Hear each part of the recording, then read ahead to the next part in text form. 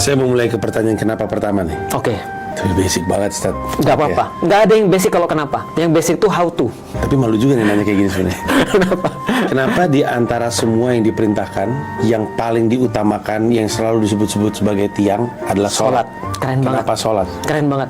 Jadi gini, setiap Gue malu nih ngomong kayak gini. nggak apa-apa, itu bagus banget. Karena, Mas, banyak orang yang punya pertanyaan yang sama, tapi mereka nggak mau nanya. Makanya ada sebuah peribahasa Cina mengatakan, Sung Shang Sung, oh bukan.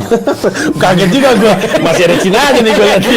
Ada pepatah Cina mengatakan, siapapun yang malu bertanya untuk 5 menit, maka dia akan malu seumur hidupnya. Jadi kebanyakan kita tuh justru mereka bahkan nggak punya jawaban atas kenapa mereka harus bertanya. Nah, termasuk pertanyaan-pertanyaan kayak gini, ini penting banget. Kalau aku sederhana begini, kalau aku secara pribadi ya, setiap Buddha itu harus punya sesuatu yang menandakan bahwa dia itu Buddha. Dan bahwasanya Allah itu adalah majikan. Jadi contoh ya, kalau Mas hire seorang karyawan, maka dia hanya menjadi karyawan Mas kalau Mas kasih tugas kepada dia. Tapi kalau Mas cuma hire dia, terus kemudian dia masuk ke kantor, Mas nggak pernah nyuruh dia nih, maka dia bukan karyawan, karena dia tidak berkarya.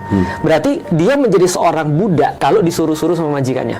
Sesederhana itu sih. Maka koneksi itu tercipta ketika kita disuruh-suruh. Nah, pertanyaannya adalah sholat ini kan muncul setelah kita punya koneksi bahwasanya kita adalah seorang hamba. Nah, kalau ada orang yang sudah benar-benar tahu tuannya siapa dan bahwa dia adalah seorang hamba, maka dua yang tadi sudah terpenuhi itu. Maka berikutnya baru disuruh sholat. Karena setiap hamba memerlukan sebuah validasi bahwasanya dia seorang hamba. Maka seorang pecinta akan memerlukan validasi ketika dia mencintai seseorang. Kamu mau aku apa sih? Maka biasanya kalau ada orang yang mencintai seseorang, pertanyaan sederhana, mau makan apa? Kamu mau pergi kemana? Dengan kata lain dia cuma bilang ini, kamu mau aku apa? Maka ketika dia sudah punya rasa cinta itu, koneksi itu, maka dia bilang sama Allah, ya Allah, aku harus apa? Allah bilang, koneksimu terhadap aku yang paling penting adalah sholat. Maka pertanyaannya berganti, karena kita sudah menyelesaikan kenapa, pertanyaan berganti menjadi bukan kenapa harus sholat, tapi pertanyaannya adalah bagaimana cara sholat yang menyenangkan engkau ya Allah.